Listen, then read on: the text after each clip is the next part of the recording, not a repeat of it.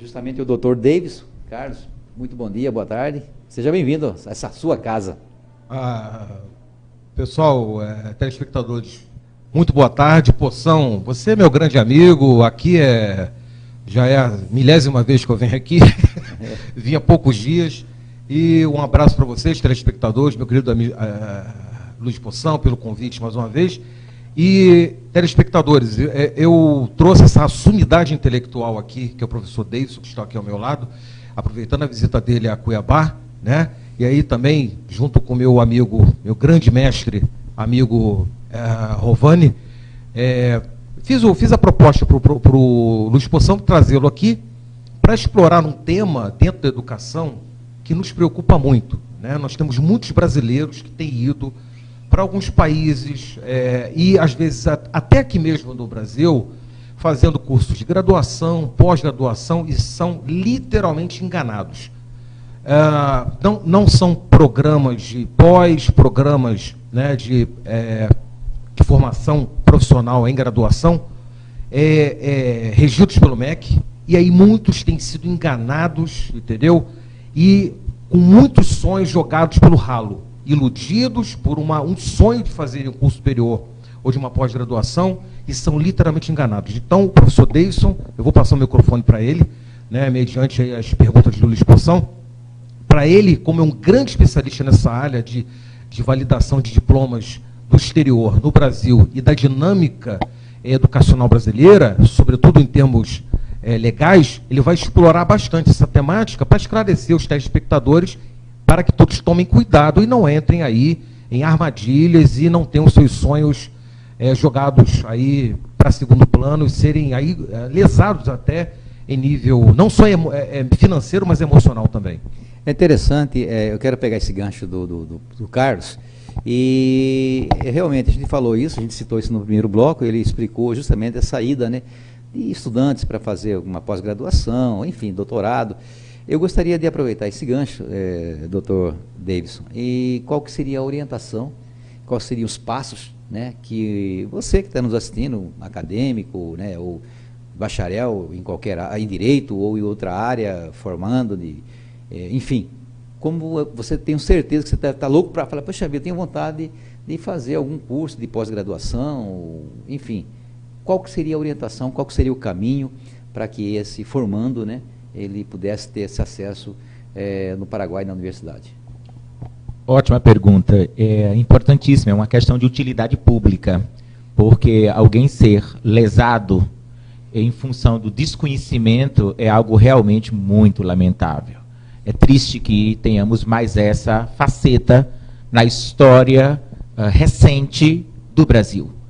Tanto carece de dignidade, tanto carece de que as instituições elas atendam o preceito de legalidade. É imprescindível isso para o Estado democrático de direito, né? E uma pessoa que deseja estudar legalmente em Assunção ou em qualquer cidade do país, Paraguai, é essencial que ela, em primeiro lugar, ela legalize todos os documentos obtidos no Brasil. Se ela quer ensino médio, ela vai fazer um ensino médio e vai ingressar no nível superior, ela necessita fazer apostilamento de AIA, que é um procedimento de fé pública em nível internacional. Assim como fará com o seu diploma e o seu histórico de graduação. Isso requer que ele reconheça a firma de apenas uma das assinaturas presentes no diploma e no histórico, posteriormente faça uma cópia autenticada desses documentos e, em seguida, procure um cartório com autorização jurídica, não é? STJ e os órgãos competentes que regulam as ações cartoriais, então definem quais os cartórios podem fazer. Todos não fazem. Fazer o quê? O procedimento chamado de apostilamento de AIA. O Brasil ingressou em 2016 no Acordo Internacional de AIA, que há uma centena de países com esse acordo. O que visa esse acordo? Um país informar ao outro que aquele documento é legítimo e atende os preceitos legais e reconhecido pelos órgãos competentes. seja Secretaria da Educação Estadual, Municipal, Ministério da Educação do Brasil, Universidade Federal, Universidade Estadual, Universidade Privada, desde que com a autorização dos órgãos competentes, o Conselho Nacional de Ensino Superior, passando pela CAPES, passando pelo CNPq. Mestrado e doutorado internacional, eles não são questionados por nenhuma instituição federal ou estadual, sequer municipal ou estadual no Brasil. Isso é um crime à soberania internacional. E a Constituição brasileira, no seu artigo 5º, abre aspas, um dos seus itens reza: o Brasil se compromete a cumprir os acordos e as convenções dos quais ele é signatário. Signatário em direito quer dizer o país assinou o documento e, portanto, os efeitos desse documento passam a ter validade, eficácia imediata, né? A não ser quando a lei ela pressupõe o que nós chamamos em direito de vacatio legis, um período de transição para que ela se cumpra. Tá? Bom, nesse sentido, o Brasil assinou esse acordo em 1996. Né? Então, perceba que nós estamos indo para 2020. Não tem que se falar mais da legalidade. E nós tivemos decretos presidenciais instituindo a normatização, a orientação de como isso seria feito. Então, nós temos acordos de 1999, presidenciais, 2003 e 2005, decreto presidencial. E, obviamente, temos as resoluções da CAPES, 2002, 2005, 2007, e resoluções da CAPES, discutindo esse tema, devem ser procurados no site da CAPES, que é o órgão para orientar. Porém, CAPES não revalida título.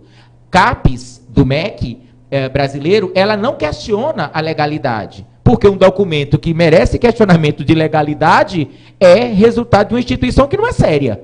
Simples assim. Porque os documentos emitidos nas universidades com as quais eu trabalho e a Universidade Del Sol, que eu represento, nosso colegiado, a reitora, professora Gladys Petrona Morales, professora doutora Maria Elba Medina Barrios, diretora-geral do Programa Brasil, nós somos rigorosos no cumprimento da lei do Brasil e do Paraguai. Ninguém estuda na Universidade Del Sol sem trazer seu título de graduação, diploma e histórico, devidamente apresentar o original com assinatura reconhecida, a cópia autenticada e apostilada em AIA. Né? Então, o estudante ou ele entrega esse documento ou ele não tem permissão para estudar. Em seguida, ele é determinado o dia em que ele vai ao Ministério da Imigração do Paraguai e com o visto, para requerer o visto, fazemos o visto das documentações. Quais são essas documentações? 15 dias antes, no máximo, antes de embarcar para a Assunção ou para outra cidade do Paraguai, a pessoa deve acessar o site da Polícia Federal do Brasil e requerer a certidão nada consta criminal em nível federal, mostrando que ela não tem nenhuma observação legal, ou seja, ela tem uma postura ilibada, legalmente não tem qualquer problema com a justiça. Essa declaração nada consta criminal, ela é emitida no site, impressa na casa de qualquer pessoa, e o documento original deve ser levado a um cartório em que se possa fazer o apostilamento de AIA. Portanto, o documento original tem que ter apostilamento de AIA. Ele vai ficar em poder do Ministério da Imigração do Paraguai, para que possa compor a documentação que vai garantir ao estudante o visto internacional. Também, se casado, certidão de casamento, cópia autenticada e apostilada em AIA. A cópia fica em poder da imigração do Paraguai, tá certo? O original voltará, mas será apresentado para a conferência, assim como na universidade. O indivíduo ele paga uma taxa, tá? Essa taxa hoje está em torno de R$ 1.400, R$ 1.500, tá certo? Preço de julho agora. Por quê? Porque é feita uma pesquisa na Interpol, são feitos documentos de origem no que diz respeito à saúde, não é a condição de saúde para a pessoa estar estudando no Paraguai, e só 3 a 6 meses depois é que sai a carteira de visto estudantil, com data da emissão e não do pedido. Mas no ato da requisição no Ministério da Imigração é feito foto, a pessoa assina, apresenta os originais, entrega as cópias com o procedimento apostilamento de AIA, tá certo? Apresenta passaporte, RG, toda a documentação civil, e no término ela assina o documento, é tirada uma foto, e ela já sai com o comprovante na hora de que está quites com a lei paraguaia. E, consequentemente, essa condição no Ministério da Imigração permitirá que o estudante tenha o visto estudantil e, desta feita, quando for ingressar o processo administrativo, nenhuma universidade no Brasil pode solicitar defesa. Quem tem, onde é que eu defendo? Na instituição onde eu estudei e no país em que eu estudei. Mas isso carece que o indivíduo ele estude presencialmente. Então, algumas pessoas que não entendem questionam, mas vem cá, como fazer um curso de mestrado e doutorado apenas em janeiro e julho? Portanto, quem começa em janeiro estuda 2 janeiros e 1 julho. Quem ingressa em julho estuda 2 julhos e 1 janeiro. Aí, mas dá conta da carga horária? Dá. A carga horária do mestrado em Ciência da Educação, Ciências Jurídicas, Administração, Saúde Pública, na Universidade del Sol, é o total de 1.250 horas. Portanto, é maior do que o mestrado no Brasil. O doutorado tem uma carga horária total de 1.350 horas, dentre as quais, nos casos das 2 cargas horárias, você tem mais de 650 horas aula presencial, atrelada à produção acadêmica, produção científica, artigos, resenhas, não é? Participar de eventos internacionais no Paraguai e no Brasil. E publicar em anais, artigos. Né? Tem que haver artigos científicos produzidos e ligados ao objeto de pesquisa dessa pessoa. Não posso ser mestre se eu não tenho produção científica. Não posso ser doutor se eu não tenho produção científica. Isso é um absurdo. Né? E aí, além disso, tem a orientação. A orientação, ela tem no mínimo que ter de 450 horas de orientação a 500 ou mais. No meu caso, que sou orientador, os meus orientandos, eles têm bem mais do que 500 horas. Portanto, o nosso mestrado e doutorado, ele é absolutamente legítimo e com reconhecimento de universidades brasileiras, assim como de outras universidades no Paraguai. Eu, inclusive, leciono em outras universidades, sou orientador em outras universidades e não conheço nas instituições que ensino, programas que não primam pela legalidade. Agora, eu posso fazer o curso Universidades Paraguaias em território cuiabano, em território cearense, em território paulista. Qualquer lugar do Brasil, né? Não pode. A única exceção é se esta cooperação entre uma universidade pública brasileira ou privada com cursos reconhecidos e avaliados pelo MEC. Quem faz o reconhecimento e avaliação do curso e autorização? A CAPES. Então, você acessa o site da CAPES e pode colocar até no Google a pergunta: cursos reconhecidos, autorizados e avaliados pela CAPES. Dê um entra. Quando aparecer os links, acesse o link institucional capes.gov, MEC. Acesse e tem perguntas úteis que qualquer pessoa faria. Clique na pergunta de seu interesse e você será encaminhado a uma página que lhe dará todas as orientações legais. Inclusive, o site da CAPES diz, no Brasil, quem tem mestrado profissionalizante, mestrado acadêmico, doutorado acadêmico, ou qualquer outra forma de mestrado, se o nome dessa instituição não está lá, porque como é que a CAPES ajuda o pesquisador? Ela dá por regiões do Brasil, portanto, região centro-oeste, região norte, região sul, região sudeste. Clique na sigla da tua região. Ao clicar na sigla da tua região, você é levado para links com as siglas dos estados. Clique na sigla do seu estado, MT. Depois de clicar, vai haver, por ordem alfabética, e a cidade onde está o curso autorizado, reconhecido ou avaliado pela CAPES. Se a instituição que você quer avaliar, o nome dela se encontra lá, ele é legítimo. Se não se encontra, desculpe. Ligue para o 0800 do MEC, ligue para a CAPES, você pode estar sendo enganado. Eu não estou aqui construindo dúvidas injustificáveis. Eu estou falando a partir da legislação. Os casos concretos eu penso que devem ser discutidos com a instituição e, se você achar necessário, procure o Ministério Público, procure a Procuradoria-Geral. O MEC tem um 0800 que funciona de domingo a domingo. Não seja enganado. Estudar no Paraguai é legítimo. Só em medicina nós temos quase 20 mil brasileiros estudando no Paraguai. E o curso tem validade no Brasil? Of course, claro que sim. Não há o que se duvidar. Então, o problema é se eu estudei e não atendi os requisitos legais do Paraguai e não obedeci os requisitos legais do Brasil. Porque quando se volta ao Brasil, você tem que apresentar o seu passaporte, o seu visto estudantil, o seu diploma apostilado com o carimbo do Ministério da Educação, o seu histórico, as ementas que nós chamamos lá de programa folheado, professor.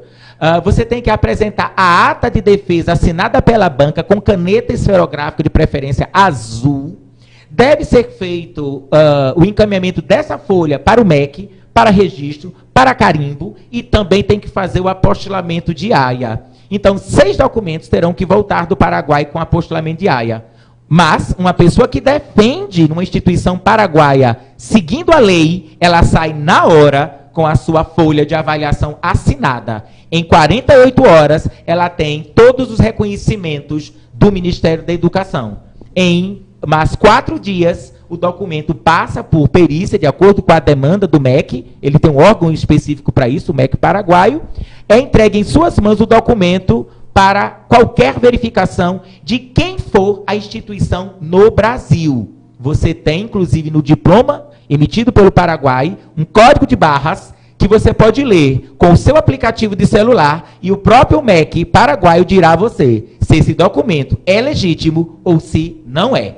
Então, use os canais adequados. Para isso é que a Universidade Del Sol me solicitou como brasileiro, não é? Eu sou funcionário público efetivo da Secretaria de Educação do Estado de Pernambuco, moro hoje em Pernambuco, depois de 18 anos tendo vivido em São Paulo, e a pedido da reunião do nosso colegiado da Universidade Del Sol, eu abri uma instituição aqui no Brasil, representando os interesses da Universidade Del Sol. Chama-se CIA, Centro de Inteligência Aplicada à Educação de Qualidade. Então, lá também nós temos um link apenas para legislações, que a pessoa pode pesquisar sem qualquer compromisso, e você pode acessar pelo site www.mestradomercosul.com.br. Clique lá na parte de legalização, que você vai ver. Na parte institucional, você vai ver a minha foto, vai ver meu nome e vai ver também o meu cadastro, não é, no meu currículo Lattes, que é o currículo onde está a minha formação, a minha instituição, tudo aquilo que eu tenho feito. Então, os canais existem. Não se deixe enganar. Estudar no Paraguai é legítimo, é reconhecido. Nós temos professores atuando em todas as universidades federais, estaduais e privadas do Brasil, como professores titulares, professores substitutos, professores auxiliares, professores assistentes, concursados e que não tiveram qualquer problema. Por quê? Porque fizeram o curso no Paraguai e atenderam aos requisitos legais do Brasil e requisitos legais do Paraguai. Então, não tem que ter medo, tem que ter conhecimento e procure as fontes. É para isso que eu estou aqui em Cuiabá e vou realizar no dia 25, no sindicato, no auditório do Sindicato dos Professores aqui do Mato Grosso, na cidade de Cuiabá, dia 25, a partir das... Isso, o Sintep. No dia 25, a partir das 6h30, já estamos fazendo o credenciamento, vamos certificar, né, pelo CIA, que é uma instituição brasileira, com CNPJ de intercâmbio, né, portanto, o nosso CNPJ nos autoriza, e também consignado, assinado pela autoridade da Universidade Del Sol. Eu aqui represento a Universidade Del Sol, com muito prazer, e quero, inclusive, dizer ao povo paraguaio, que é aqui fronteiriço, a Mato Grosso, me permitam, muitas gracias, é um gran honor, su hermano está acá, compartindo com os hermanos brasileños. Um rato de tempo, volvo a Asunción e vamos desarrollar nosso projeto. Chama-se Programa Brasil, não é? Saludos aos nossos irmãos paraguaios, doutora Maria Elba Medina, e temos professores do Brasil. Estudar na Universidade Del Sol não carece de falar espanhol. O programa se chama Programa Brasil, porque você tem 50% dos professores, doutores e pós-doutores do Brasil.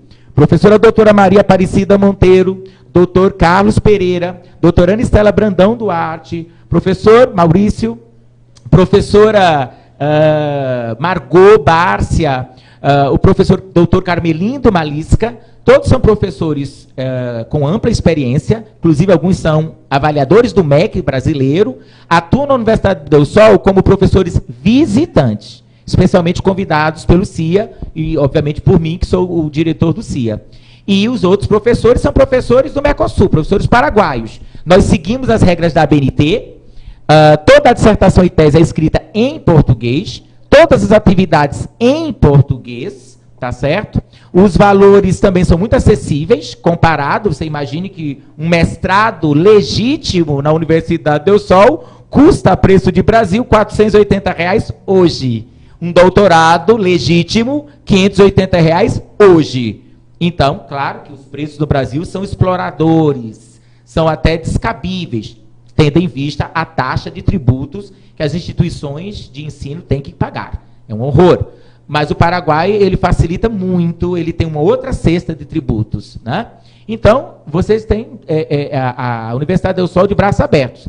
Nós temos lá o Evento Internacional de Pesquisa, Seminário Internacional de Pesquisa, em janeiro.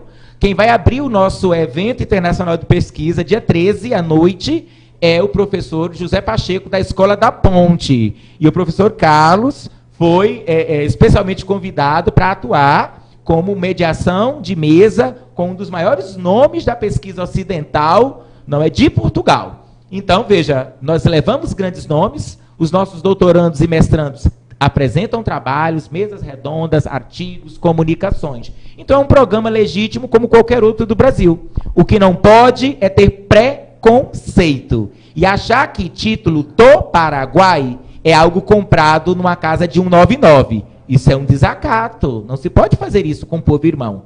Não diz respeito à soberania do povo paraguaio. Eles amam o Brasil, respeitam o brasileiro. Então, você será muito bem recebido na Universidade Del Sol. Aguardamos você. Aí, professor Davidson Bandeira, para nós é uma grata satisfação recebê-lo aqui. Essas informações foram muito importantes. Portanto, você, telespectador e internauta, que deseja fazer qualquer curso ou ir para o Paraguai, até cursar, fazer um curso na universidade, seja lá qual for, está aqui. Professor Anderson, professor Davidson, deu aí uma explicação que você, às vezes, fala, eu perdi, eu queria rever isso, é só acessar o link, entrar no Facebook da TV Cuiabá, copiar o link que está na íntegra, toda a entrevista desse programa desta terça-feira. Doutor, eu quero agradecer o tema, a importância da educação, justamente para a justiça social, nós vamos deixar para um próximo programa. Eu já vou convidá-lo aí, quando voltar aqui ao Brasil, que a gente possa vir aqui, doutor Carlos, possa fazer essa intermediação, para que a gente possa debater esses temas, tudo fundamentado aqui na Constituição de 88, né, que passa a ser o norte justamente dessa área da justiça social. Eu gostaria de agradecê-lo e desejar a você sucesso, né, e parabéns pelo trabalho que vem desenvolvendo, não só no Paraguai, como aqui no Brasil também. Suas considerações finais. Isso, e o senhor tocou num tema importantíssimo. Veja que falar da justiça social como um contraponto, um alvo, uma meta para a ação da educação é algo indiscutível. Não se pode fazer justiça social no Brasil a partir do que consolidou a Constituição de outubro de 1988, sem que nós pensemos em destituir preconceitos, sem que nós consigamos destituir imagens prévias e violentadoras da identidade de tantas pessoas. O Brasil passou mais de 380 anos de costas, ignorando toda a diversidade humana e cultural e histórica que formou o povo brasileiro.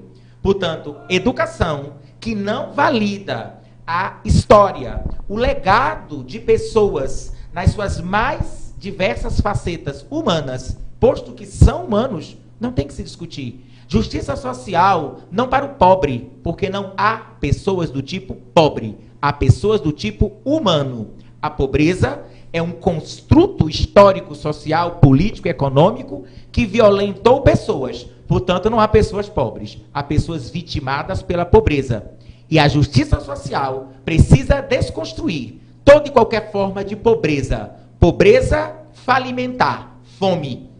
Pobreza no sentido do não acesso à saúde de qualidade. Pobreza, a não segurança que garanta a dignidade, a honra, a individualidade. Pobreza que nos coloca a viver em ambientes onde não há saneamento básico, onde não há respeito ao humano.